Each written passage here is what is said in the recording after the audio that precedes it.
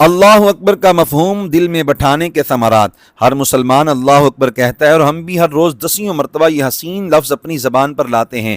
اگر اللہ تعالیٰ کرم فرمائے اس لفظ کا معنی دل میں اتر جائے تو زندگی میں ایک انقلاب بپا ہو جاتا ہے۔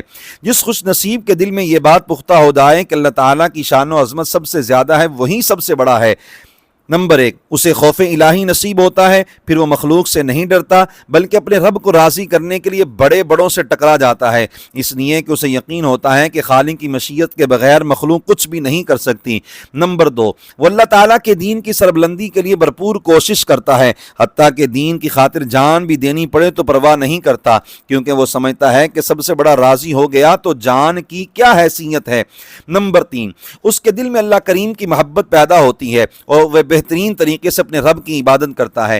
نمبر 4، وہ اپنے مالک کریم کی پناہ میں آ جاتا ہے اور شیطان ذلیل و رسوا ہو کر اس سے دور ہو جاتا ہے۔ نمبر 5، اس پر علم و حکمت اور دنیا و آخرت کی بلائیوں کے ایسے اسرار کھلتے ہیں جن کا اسے وہم و گمان بھی نہیں ہوتا۔ شاعر مشرق اقبال رحمۃ اللہ علیہ نے کہا تھا کہ مسلمان کی تکبیر میں اتنی قوت ہے کہ اس کی تکبیر تمام جہان کو سرنگوں کر سکتی ہے اور جملہ مصائب و آلام کی آندیوں کا رخ موڑ سکتی ہے، مگر قرآن و سنت سے دور ہونے کی وجہ سے اس دور کا مسلمان تاریک رات میں ہے۔